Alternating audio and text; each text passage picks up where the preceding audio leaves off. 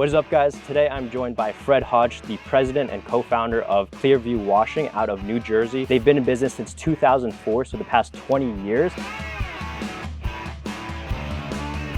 They do about $2.1 million per year in revenue, and today we're going to expose the behind the scenes of their business. Let's get into it.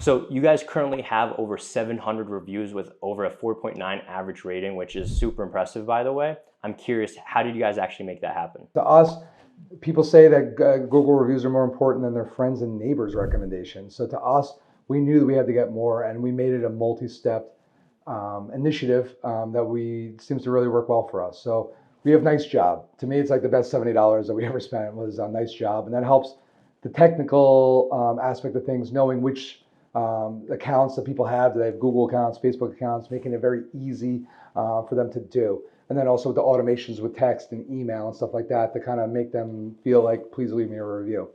But it's so much more than that to me. So I want the human aspect of things too. So that's where I incorporate the employees. We do many things with the reviews too, like our weekly meetings with the field staff. We read the Google reviews from the week previous. That's a huge motivator. It gets people really excited to hear their name said, and they're not naturally going to go on there and read it themselves. So to hear it in front of their peers and their coworkers is really awesome. We want the employees at the end to make sure they deserve the 5-star review on Google. And by doing that, we also tell them, listen, you can tell the customer we have 2 different ways. There's a review contest at work. It would really mean a lot to me. Or you can tell them the truth that you get paid per review that you get. We pay our guys, each person, $10 per review that they get. And we want to incentivize it. And the reason being, I want them to come back later on and the customer's sitting there after the crew left and worked really hard and had that nice walk around at the end and sit there and say, oh man, Jim did ask me for that review. So now that human element comes into it, and it's like, you know what, here the automation came through, the text or the email. I don't want to let Jim down now. And now Jim's getting it, and now we're happy to pay him $10, and everyone kind of wins in that process. So that's one of the ways we've gone about getting as many Google reviews as possible, and we're really proud of the review and the ratings that we have. Yeah, that's a huge element too. A lot of people will do the job, they try to get out of there as quick as possible so they can get to the next one. There's no human interaction, and they just send a link expecting someone to leave a review, and then 9 out of 10 times they get nothing. Yep. So by not only probably dropping it multiple times, probably throughout your sales process once the technician gets there, they're mentioning, I want to do 5-star work today, but then literally asking for it, now they feel inclined to do so because you basically asked for a favor. Yep, 100%. And they worked their butts off and showed that and made sure the customer's happy. And when it comes to the reviews, like you're going to have some people that leave you a glowing review and then 4 stars, and you're going to be like, was that a mistake? And they're like, well, we don't ever give anyone 5 stars. So like you're going to deal with some of that stuff. But at the end of the day, it's such a valuable tool to have, and it's leveraged too. In all the Facebook groups and the community groups, people are like, who can I use for pressure washing the house or soft washing the roof or whatever the case may be. I make sure to put our company hyperlink to Facebook, phone number, website, and I put 700 plus 5-star Google reviews. I want them to stand out from the handyman or the $99 guy or any of that other stuff that, hey, there's a professional organization here that's going to provide that service as seamless as you need. Yeah.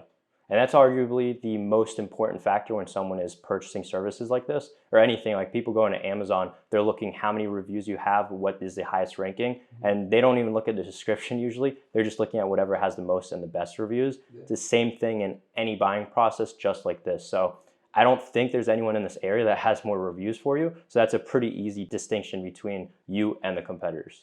We want to plant that seed early on where we're getting there, let the customer know that this is what we're trying to accomplish and what we want. Having the employees be part of it, reading the reviews at the team meetings, just incorporating into everything. We even have a printed out page in a folder that we give out on in-person estimates that has about 12 of the reviews printed out, just so people can see a sample of what the stuff says. And to me, some of the most authentic ones are like, I love reading the ones when it incorporates the employee's name and the team member's name, because to me, it's the most authentic. And the most Jersey one that we ever had was like, Lucio and Matt came to clean the house. The windows in the house are sparkling, but he also gave us his sauce recipe. I made it this weekend. It was delicious. Not only that, I have a sparkling home. It's like, that's awesome. Like, that's authentic, that's real, and other people are reading that. One of the mistakes I see people do when it comes to the Google reviews is like, if you do get a bad review, which will happen from time to time, you need to respond back, gearing it to every other potential customer down the road. It's no longer about Mrs. Jones here who has the big problem. It's assuring her and the future customers that whatever the issue is, whatever it is, has been taken care of, fixed, and we're here to serve future customers. People often try to go and say stuff to the previous customer, and it's just a bad look. So it's really important that your responses on all your Google reviews are positive and around the future customer, and not worrying about what that one that left the 1 star has to say. Yeah. It's funny you say that because I see all the time in the Facebook groups, guys responding to Google reviews saying like, how should I have responded to this? But then you see the response and it's just terrible and probably losing them a ton of business. Ton of business. I know if I'm a potential customer, I see that, I'm like, I'm not working with this company. So listen, we're all human, and especially in a service industry, there's gonna be some issues. It's how you handle it. How do you carry yourself? How do you, like, the whole 9 yards? So to me, that goes into it. And if you have a hot-headed owner that's going to respond back and talk smack back, that's just bad for business. So to me, it's all about, even if you get that 1 star review, my advice is to go out, drive around for an hour, and then come back and respond back. Like, take that chilling out period for a little bit to not write anything. It's like my philosophy on burning bridges. What good is burning bridges? You get 5 minutes of feeling good, and then you lose opportunities in the future. It just doesn't make sense to me. 100%. Cool. And so the tangible things you're doing, one and probably the biggest thing is just a human to human interaction. People buy from people. They also, they leave reviews for people. If they don't feel a connection, if they don't really feel inclined to do so, they're just not going to do it because it's too much work. But if they feel like they made a connection, they like you, they're going to want to, like you said, help you win that competition or get the bonus. So they're just going to do it. They're going to go out of their way to do it. Yeah.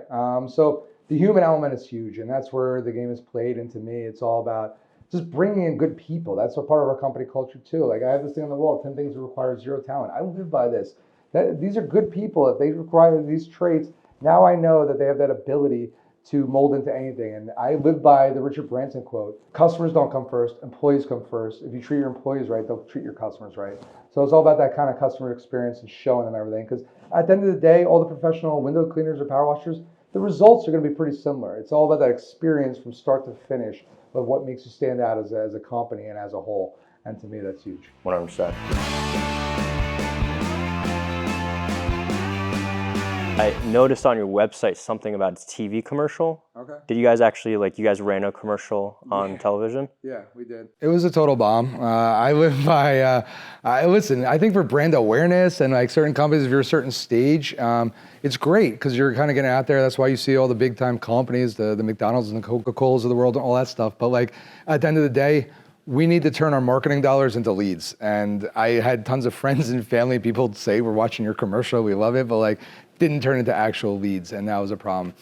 We were able to get some really great content. Those videos are still being used in some of our automations and follow-ups and emails. So it wasn't a complete waste, but I live by a 5-to-1 ROI in return on investment, and we were nowhere near that on that. And I think we shelled out like 80 grand. I gave it my all. I committed to, I think almost a full year.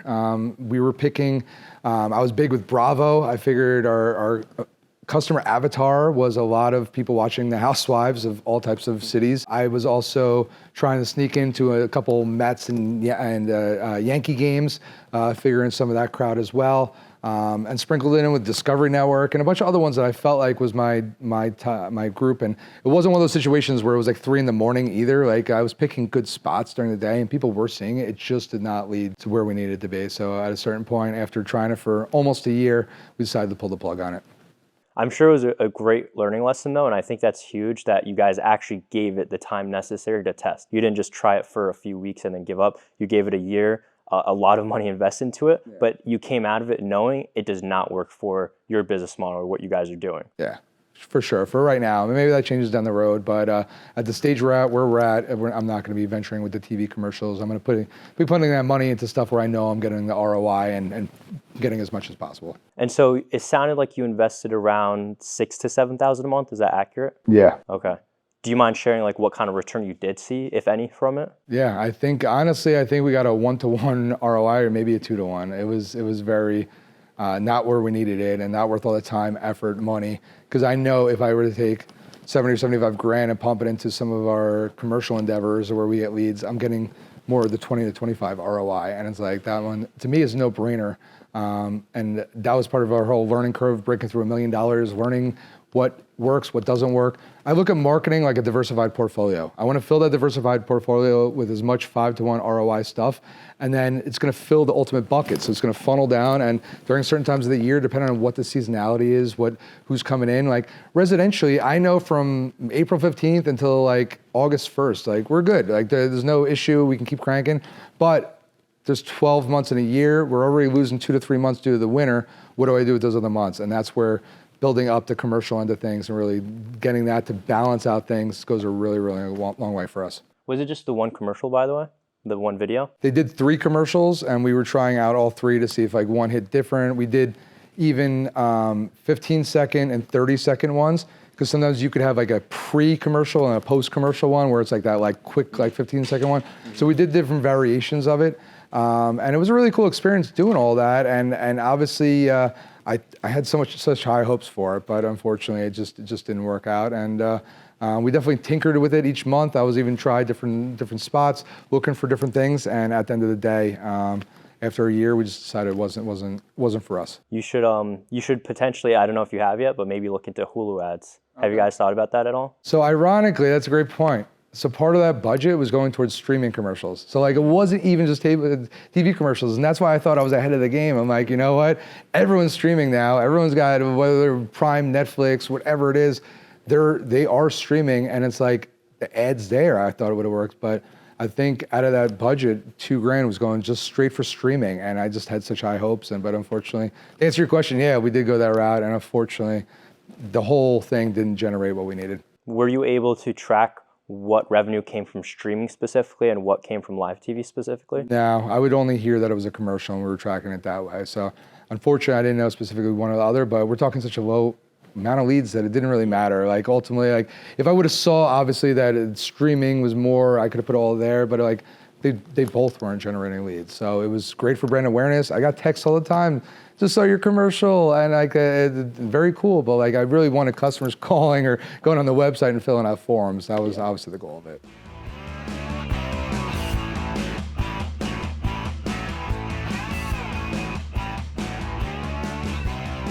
You're talking about the folder you're sharing with your customers. I'm sure a lot of people are hearing that and they're asking themselves, what the hell is he talking about? Yeah. Do you mind kind of sharing what it is that goes in the folder, the benefit, why you're even doing that in the first place? Yeah, so obviously you're a young guy. So I was born in 84. I'm going to be 40 this year. And when I was growing up, you'd be flooded with this stuff. Like when people came to your house, they're always giving you this stuff. Like the internet wasn't what it is obviously now, and online websites and all that stuff. So people used to do that all the time. But nowadays, everything's so digital and the whole world that we live in between emails and social and all that stuff, you just don't see this stuff anymore. Back in the day, people would get it and it would go right in the garbage. Nowadays, it's like, you just don't see it. So that people tend to hold on to it. Maybe they'll put it in their office, on the kitchen counter. Now it's reminding them. And to me, it's above and beyond to like show the professional, show the value, show the benefits of hiring our company, because we are going to charge more. I'm telling you that right now, we're going to charge more, but we're going to bring the value with it. We're going to make it as easy as possible, deliver the desired results, and also bring in guys that are smiling and happy and enjoy what they're doing. From the person that you speak to live on the phone initially, to the sales rep that you speak to the field guys, to maybe even the operations manager. Every single one of those people, you're going to get a smiling face where they're happy to help you. And I think that's where it kind of all connects the dots.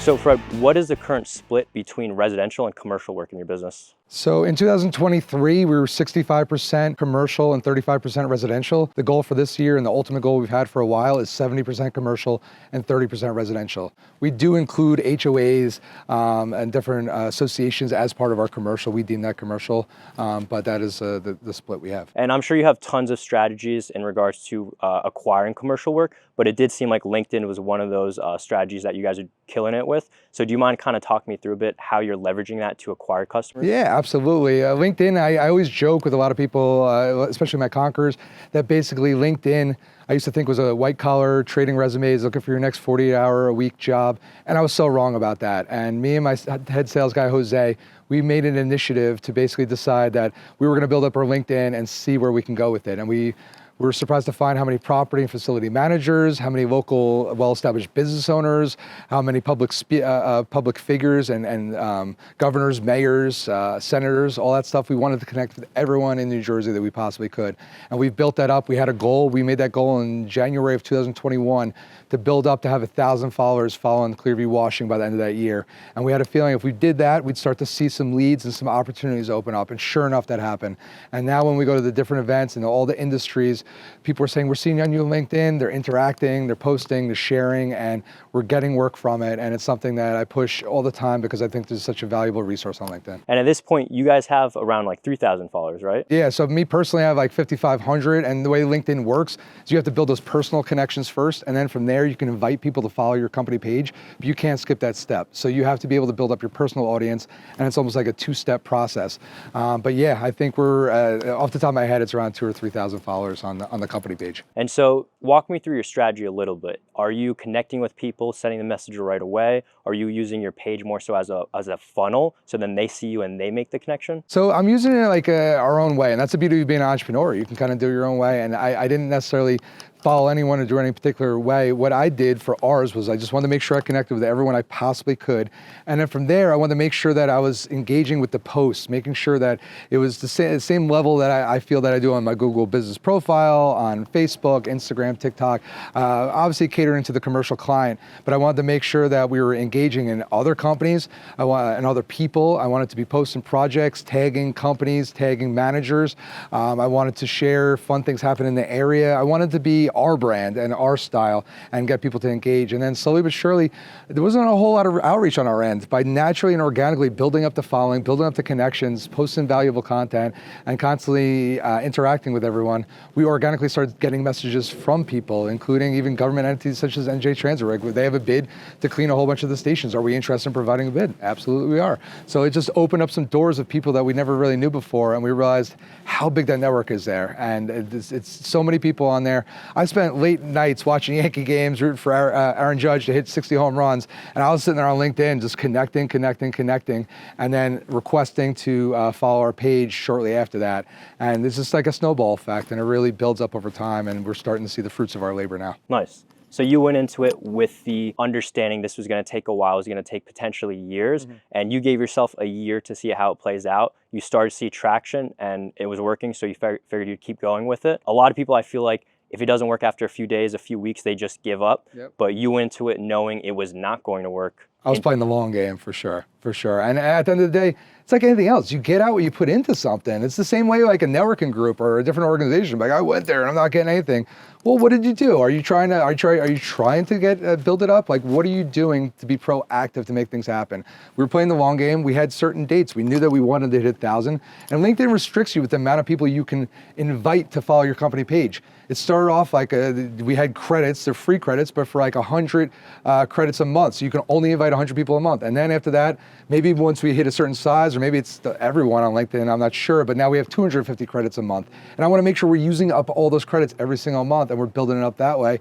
Or else what good is it? I'm going to sit that back and say that, oh, there's nothing good on LinkedIn. But in reality, everyone we want to do work with is on there, and at least 95% of them. So it would be foolish not to commit that time. Like I tell my conquerors, I'm not telling anyone to go on there and spend hours a day. But if you commit 15 minutes, maybe when you're watching TV late at night, and then you kind of constantly post. People are like, oh, well, what do you post on LinkedIn? 90% of the time, it's the same stuff I'm posting on Facebook or Instagram or TikTok or the Google business profile. So it's just consistently executing. And that's what I found with a lot of successful business owners. Whoever consistently executes, those are the winners that I admire and who I look up to. That's awesome. I feel like a lot of people fail because they do cold outreach right off the rip. They're just trying to solicit their services and message people.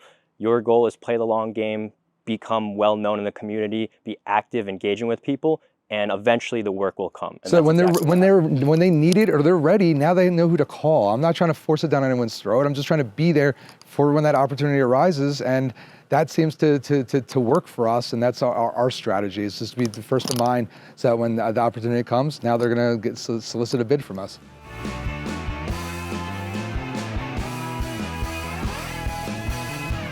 Cool, and I want to actually dive a little deeper into the team, but before we do that, just to kind of recap. So with the folder, essentially what you're doing is standing out. Yeah. Because there's tons of people, they leave a shitty business card, they're leaving maybe a postcard or mailer, but it doesn't really stand out. It kind of just looks like everything else they're getting. Mm-hmm. But with a folder, it looks so much more professional. There's probably way more content inside of that people can actually consume.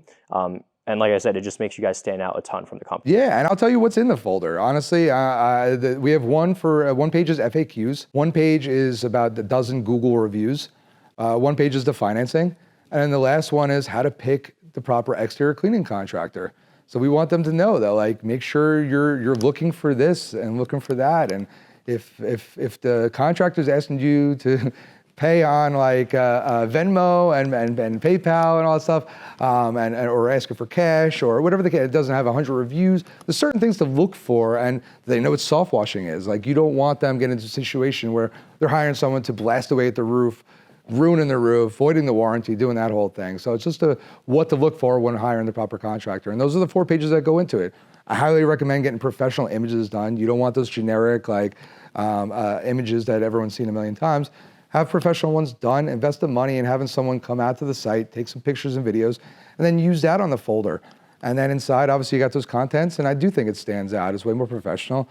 And some people eat that up and enjoy it and read the stuff, and help seal the deal and get that client. For sure, because the more content someone consumes from your business, the more likely they are to move forward. 100%. I used to not neglect, but I didn't realize the power of FAQs, to be honest with you. Like, I was like, oh, people like, then my web guy was like, that's your second busiest page on your website. And I'm like, that is? Like, after the homepage to FAQs. And I'm like, wow. So I'm like, how do we leverage that? So like, I'm like, well, if people want that, let's build it up more. Let's make sure it's the questions they want. Let's do everything that it entails. And now we even built the FAQs on a link to remind people the day before the day of service. So now it's even getting more action, because now it's on a link that's being reminding people of the service coming up, and people are seeing it even more. So like, it's like, if that's what people are enjoying, let's give them what they want. And that's we cater to that. Yeah, and I was on your website. You guys have a very hefty Q&A, but you probably have any question and more than they can think of being answered. They're going to see questions they didn't even think of, and that's just going to help them build that much more trust, because you guys are being transparent about everything and upfront. 100%. And nowadays with ChatGPT, you can ask it the most questions on your industry and your area, what people are asking. You can also go on Google and search like power washing near me, and then all of a sudden it comes out with like 5 questions that people are asking about that subject, and then you could hit more and more and more. Before you know it, you start talking about pools and sprinklers, and it goes off topic. But those are the questions that are coming up that people are asking, and now you can cater that to your website and answering the questions that people are looking for and the questions that they have. Yeah, and another big thing in regards to that too is people are going to Google searching these questions. If you're the only company in the area with those questions on your website, they're going to see your website and go to your website. Yeah, content is king, and in 2024, having the content to answer the questions off of any of the platforms and everything along the way, to me, is gold, and that's where we're trying to stay ahead of the curve. For sure. So another thing I want to dive into, which you started to get into a little bit, was the fact that you have a happy team. You have guys that are happy to show up every day, do great work, and that's a huge selling point for you guys. Something interesting I noticed I actually want to bring up was in your bathroom, you guys have like a little box with like deodorant, I forget. Mouthwash, Advil, yeah, a ton of stuff, which like companies just don't do that. They don't care about their employees usually. Yeah. So just the little things like that add up a lot. What else are you doing to kind of gear towards your employees and put them first? Yeah, 100%. Like I said before, the employees come first, and if you treat the employees right, they're going to treat the customers right. And I'm a big believer in that. We live by that. That's some of the values that we have here. To me, it's all about all the little things that go into company culture. So to me, like even going around and high-fiving or pounding every single employee every morning, it's that sense of unity. Like, all right, I got your back. I'm here for you. It's that human element of things. But then also having company outings and appreciation stuff, having a bonus system, having an employee of the month. You saw the big check when you walked in. I always thought it was cool that like the lottery winners got to have that big check. So like now we get to bring it to Clearview and have fun with it. And now it gets every month. There's a winner.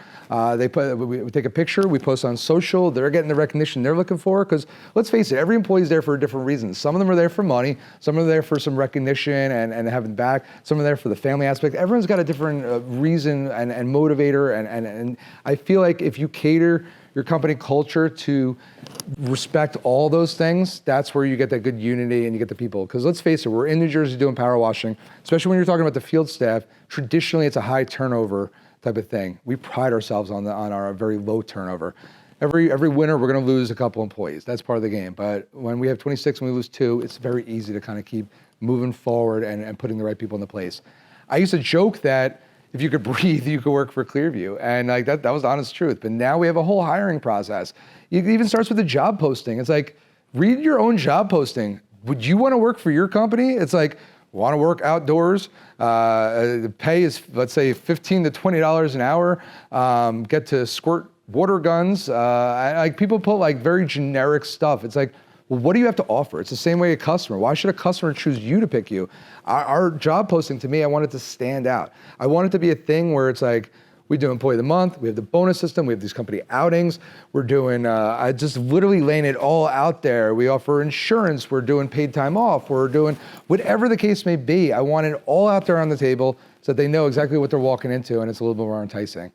We even got creative. Someone had shared me their job posting and there was the word ninja and sensei training. And like, we have 2 employees that literally that's one of the reasons that was really cool to them and different. But it starts with that job posting and then it kind of funnels down from there, asking the right questions. We have some preliminary questions. Are you comfortable climbing a ladder? Can you lift 50 pounds?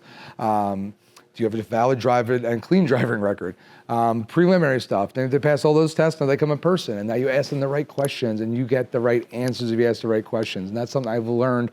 And that's where leadership, I think, comes in and kind of developing as a leader and learning through that process. And now having that team with the culture that we have, it's just great. And we have 3 main outings a year. We have a company kickoff on March 3rd. We're all going to come in.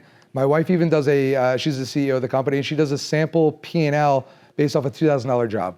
I want everyone in-house to see where does the money go. So like you have a $2,000 job, I'm not paying out $150 to 2 employees and then putting $1,700 in my back pocket. That's not how it works. So I want them to see the percentages. I'm not busting out my actual P&L, but the percentages are real. This much goes towards insurance. These are our COGS. This is what we're looking at for the marketing expense. This is what we have for the labor rate. This is all that stuff so that they can see in real time. Oh, like this is how it works. This is where it goes. And we also do different activities for the culture. I used to think they were kind of corny. I stopped calling them corny and I encouraged my wife to do it. A couple of the things that she did over the recent years that built culture that I thought was really cool is one of the company outings, she went around the room and asked everyone to name one trait that they had that they're proud of that applies to Clearview, and one trait they admire in someone else that's at Clearview. After going around the room, being the leader and the boss, I was so proud at that moment. Like, to me, that was so cool seeing all the interaction, guys and girls getting up and hugging each other, just the love and the appreciation there. And my name wasn't mentioned at all, and I'm fine with that. Like, it was all about them and like everything that's going on there. Another time that we did last year, you'll probably see it over there, is like my wife went around and gave everyone 3 different colored, like everyone had the same color for themselves, colored index cards. So like I got green, you got yellow, he got blue. And you had to write down a goal of yours that you wanted to achieve in the next 3 years.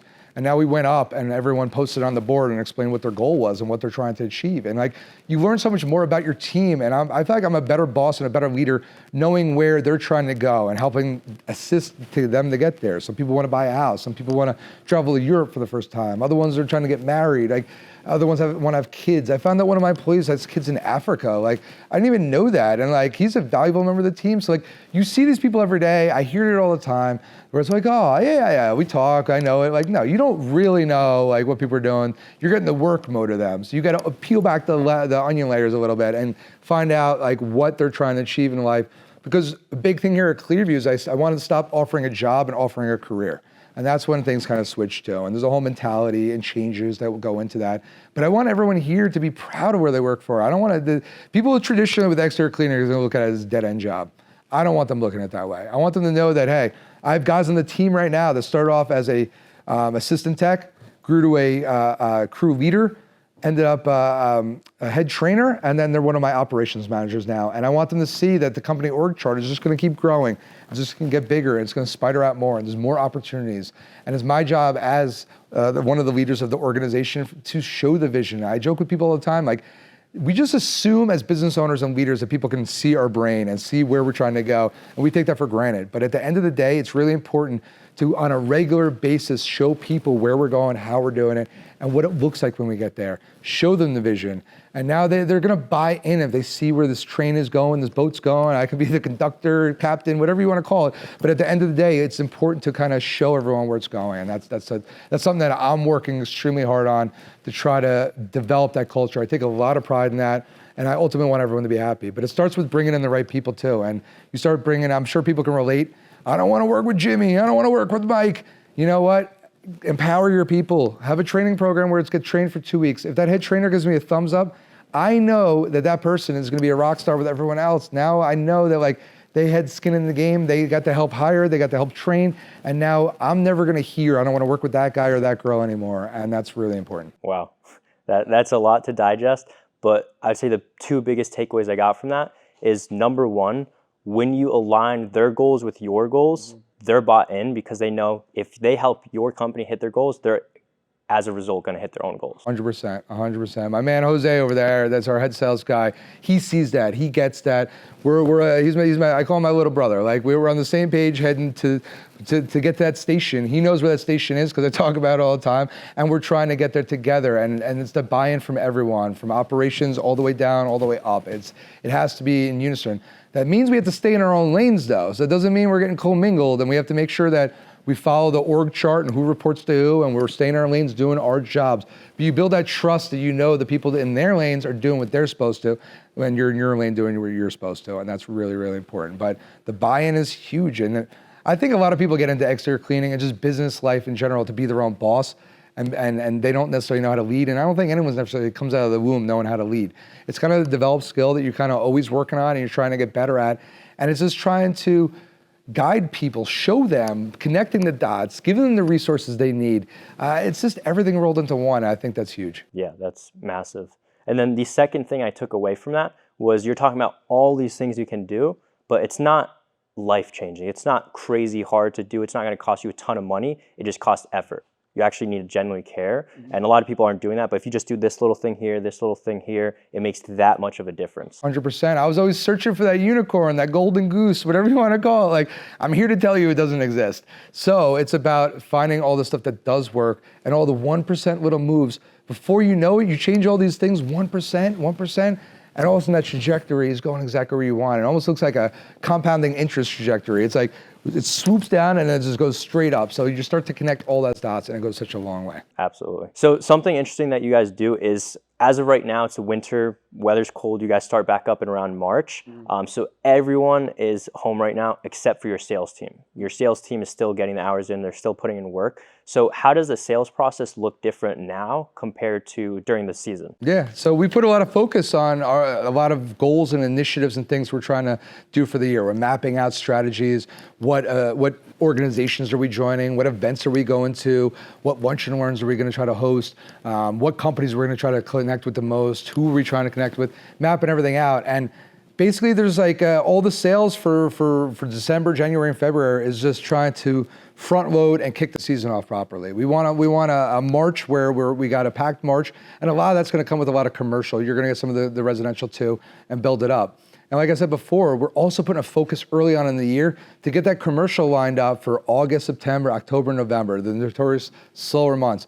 It breaks my heart to see weather in September where it's 75 here in Jersey. It's like the most gorgeous weather, and like you just can't, like you can bring a horse to water, but you can't make a drink. And the residential clients are that way. Like maybe it's too hot in August, so they don't want it, and now the kids went back to school and it's just not their focus at that time. So we put a focus early on to start gearing people towards in January and February and even March to scheduling during that time of the year and filling up our schedule completely and working to even build up our subcontractor relationships, building up how much is done there. Because a lot of successful business owners I've seen, especially in the exterior cleaning, they're able to offer more through subcontractors and get more work done with not necessarily their crews and their team and their equipment. So yes, there's still some stuff from an admin standpoint and a little bit of marketing stuff, but at the end of the day, that's part of the way we're doing it. And we're just kind of mapping all that out this time of year. And just for this year, this is our first year that Jose's taking over as the head of the sales department. So he's setting up things that he is inspired to want to have set up once he had a team.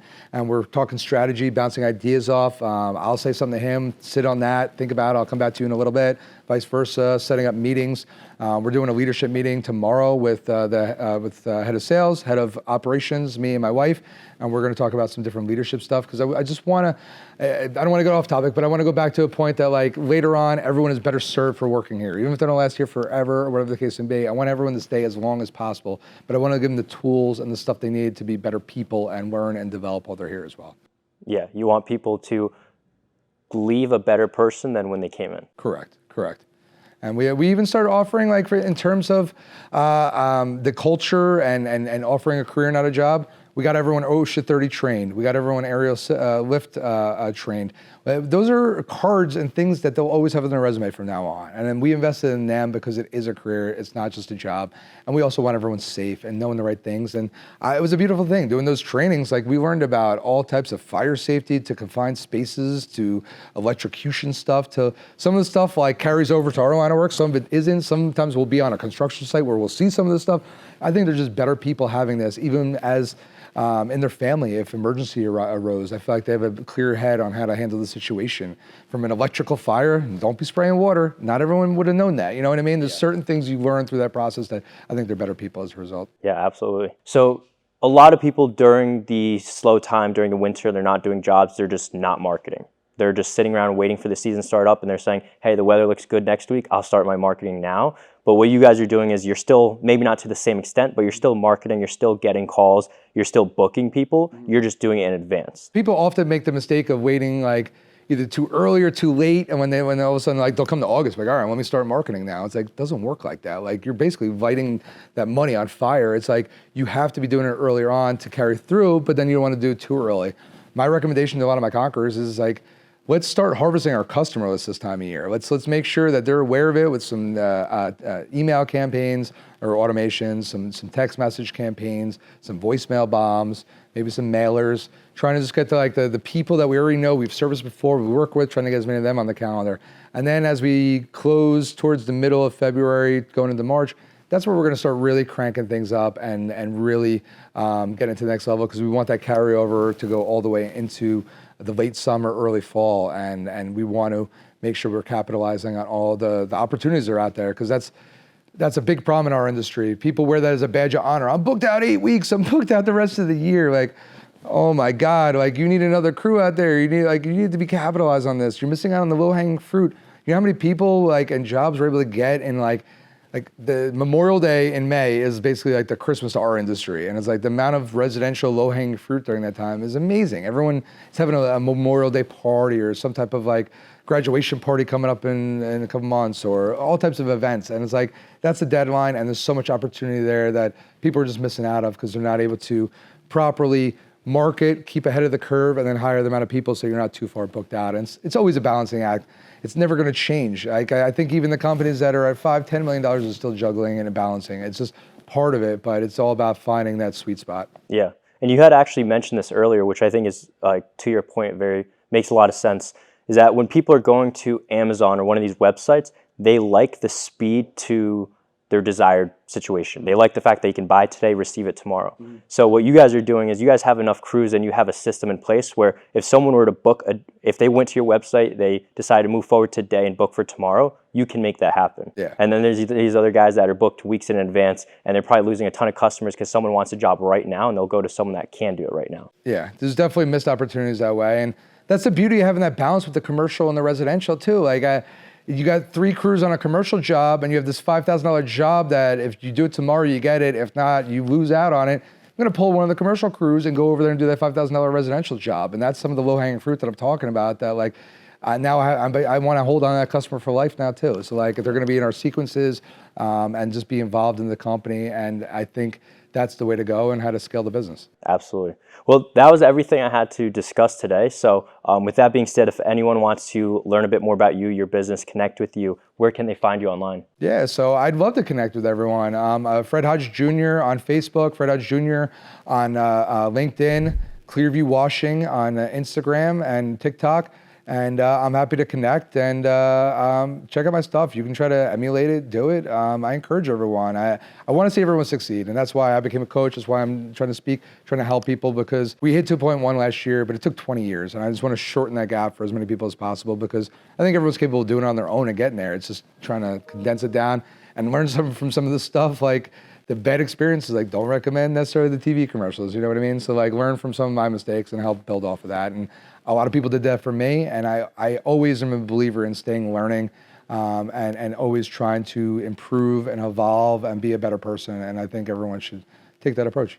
Absolutely. Love the name drop at the end too. But yeah, that was great. Thank you for coming on. Yeah, absolutely. Thanks for having me, man. I really appreciate the opportunity, and anyone I can help, I'm happy to do it. And I hope we can connect, since we're only 20 minutes away as well. Yeah, absolutely. I mean, we'll definitely have to come back once you guys are in full swing of things. Yeah, come see the controlled chaos of what's going on once we have 26 people here and everything that's going on. But I think it's cool that you guys came out to our shop and seen everything, because like I was telling you before we even recorded, at the end of the day, when people see $2.1 million, they picture a 5,000 or 10,000 square foot facility. We're running this right now out of 1,250 square feet. Not because I'm being cheap, it's just in Central Jersey, it's really hard to find places. We want to buy one as well. And we're just trying to find the right opportunity. And in Monmouth County in particular, there's just not that many of them. So just trying to find the right spot. But I think it's important for people to see that, listen, at a 1,250 square feet, you can run a $2.1 million company and hope and inspire other people. Yeah. I know we didn't want to talk too much about the fluff and to be too motivational, but just the fact that, I mean, look what you have going for you after doing this so long. If we could just cut the learning curve for people and help them achieve the same thing, then a lot of people are able to achieve a lot more than they think. 100%. I want to rise the tide. I'm a big believer. Like, I want to see the people local around. Like, I want everyone to succeed. If everyone's succeeding, I feel like the world's a better place, the country's a better place, and it's overall a good thing. So like, I'm a big believer in that, and I think just bringing that positive mind frame and trying to raise the tide, I think is a beautiful thing. Absolutely. Well, I think that's a wrap. All right, Thank you, man. Well, thank you, man.